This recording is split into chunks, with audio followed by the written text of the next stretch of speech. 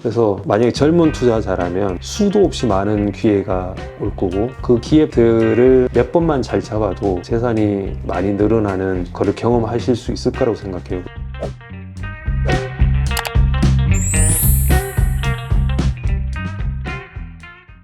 혹시 대표님은 손절을 하시나요? 손절하는 경우도 있긴 있는데 의미 있게 투자하는 경우에는 그러니까 여러 가지 가능성을 다 고려를 하거든요. 그리고 한눈에 봐도 저평가고 깊게 보면 볼수록 더 저평가인 그런 회사들에만 의미 있게 투자를 하기 때문에 그런 회사들은 거의 손절해 본 경험이 없는 것 같습니다. 투자라는 거는 앞으로 2, 3년 정도 안에 제가 생각하는 대로 흘러갈 확률이 굉장히 높은 그런 상황에만 투자를 하면은 실패할 일이 별로 없거든요. 이제 사례 중심으로 좀 더 얘기하면 좋을 것 같은데 제가 작년에 투자했던 회사 중에 어떤 회사가 있었냐면 타이어 회사들에 제가 투자를 했거든요.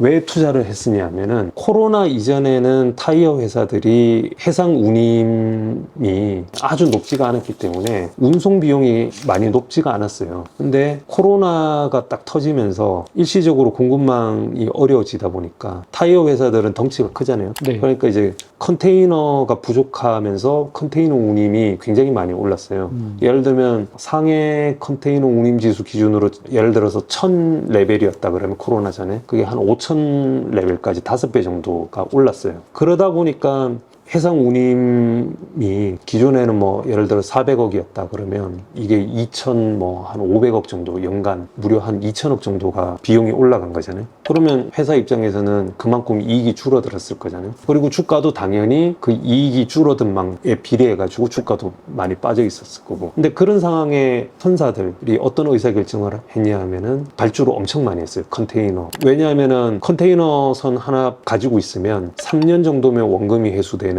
그런 상으로 이제 운임이 많이 오르다 보니까 많은 선사들이 이제 컨테이너 발주를 엄청 했던 거죠. 근데 그게 인도되는 시기가 이제 한 올해 정도부터 향후 한 2, 3년 정도 굉장히 많은 배들이 돌아다니게 될 거다라는 거를 알 수 있는 그런 자료들이 있었어요. 예를 들어서 그 당시에 이제 한 증권사에는 지난 한 10년간 컨테이너 발주량을 보여주는 그런 그래프를 투자자들한테 제공한 적이 있거든요. 그 보면은 지난 한 10몇 년간 나왔던 컨테이너 발주량보다 한 최근 3년 정도 나온 발주량이 더 많은, 그러니까 엄청난 물량이 나왔던 거죠. 그래서 이제 그 리포트에 보면은 향후에 해상 운임은 급격하게 하향 조정될 가능성이 높다라는 그런 얘기가 있었어요. 저도 그렇게 될 수밖에 없다라고 생각을 했거든요. 왜냐하면은 컨테이너 배들이 그렇게 급격하게 많이 나와가지고 건조가 돼가지고 돌아다니기 시작하면 당연히 운임이 떨어지는 거는 당연한 거잖아요. 그리고 이 컨테이너 운임 같은 경우에는 다른 산업도 마찬가지지만 약간만 공급이 부족하면은 그 가격이 크게 뛰었다가 그게 충분히 공급되기 시작하면 제자리로 돌아가는 그런 경향이 있거든요. 그래서 그 당시에 제가 예측하기로는 1000에서 5000 레벨까지 같은 게 다시 1000 근처까지 떨어질 거라는 거를 예상할 수 있는 그런 상황이었고 컨테이너 운임 지수 자체도 꺾이기 시작하는 때였어요.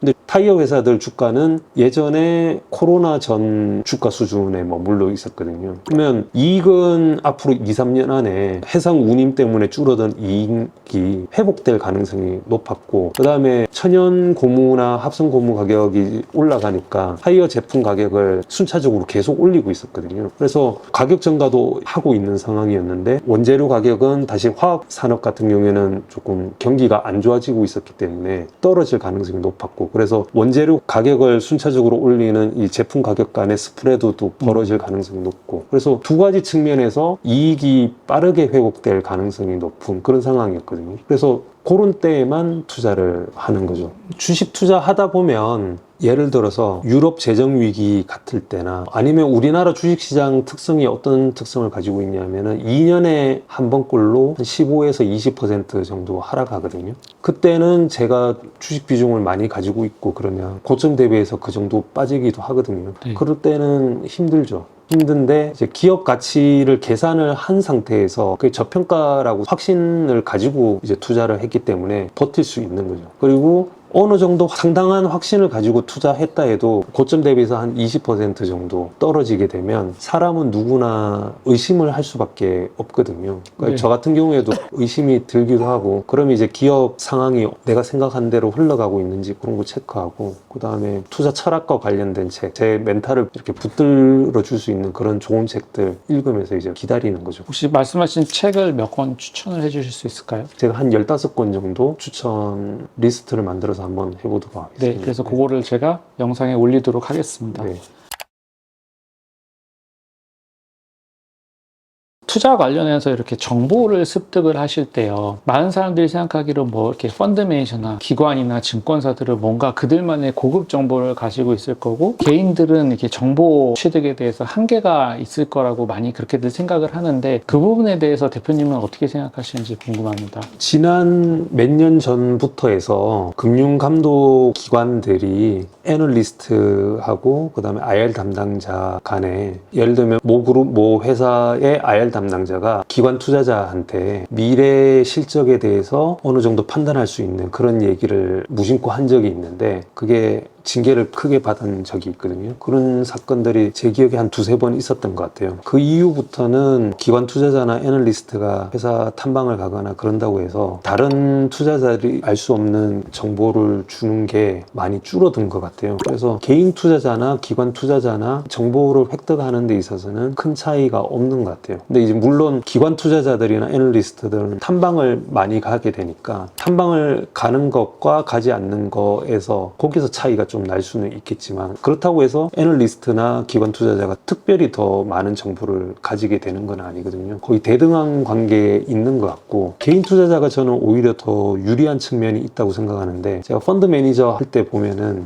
기관 투자자들은 교육도 좋은 교육을 받았고 펀드 매니저들은 똑똑한 사람들이 굉장히 많거든요. 근데 실제로 펀드 수익률을 보면 코스피 수익률하고 별반 차이가 없거나 오히려 그거보다 떨어지는 경우가 많잖아요. 그건 왜 그러냐면, 우리나라 주식시장에서 이제 활동하는 펀드 매니저들은 구조적인 한계점을 가지고 있어서 그렇거든요. 이 사람들이 덜 똑똑하거나 바보 같거나 그래서 수익률이 부진한 게 아니고, 이 사람들이 제대로 투자를 못하게 만드는 구조적인 그런 한계들이 있어요. 예를 들면은 벤치마크라는 게 존재하고, 그 벤치마크 비율에서 크게 벗어나는 투자를 했는데 기관 투자자가, 그게 만약에 결과가 단기적으로 좋지 않아서 그러면은 수익률이 떨어질 수밖에 없잖아요. 근데 나중에 뭐 한 1년이나 2년 뒤에 이 사람이 생각하고 있던 그 투자 아이디어가 맞다 해도 단기적으로 뭐 한 3개월에서 6개월 정도 그 수익률이 부진하다 보면, 돈을 맡긴 더 큰 기관에서, 예를 들면은 모 생명사가 이제 어떤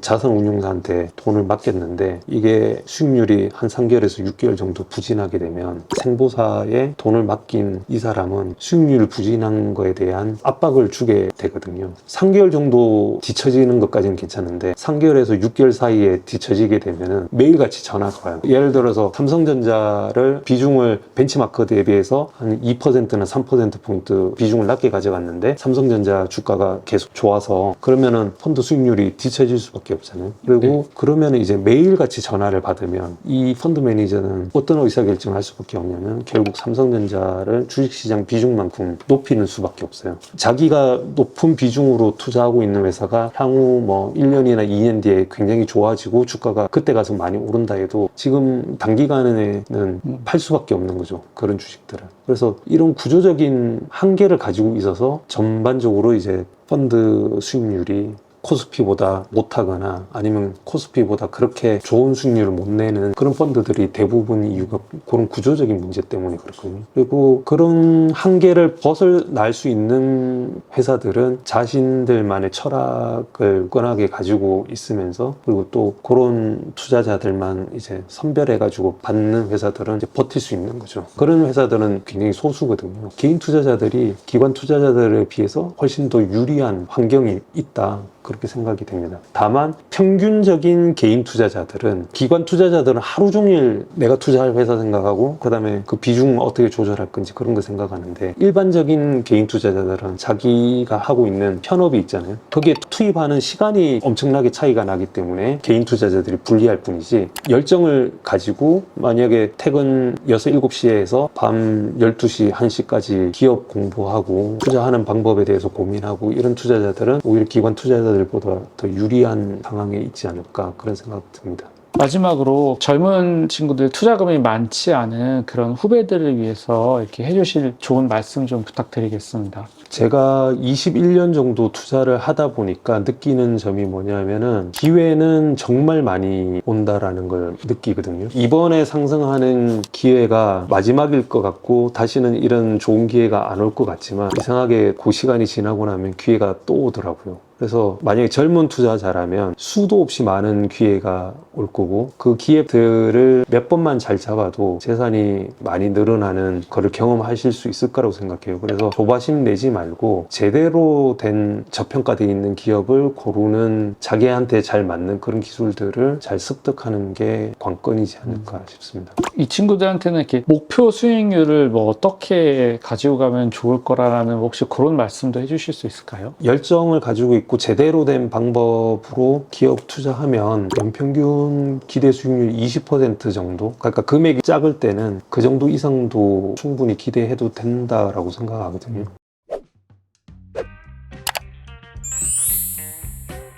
오늘 장시간 고생 많으셨고요. 진짜 출연해 주셔서 정말 너무너무 감사합니다. 네, 감사합니다. 좋은 자리 불러주셔서 감사합니다.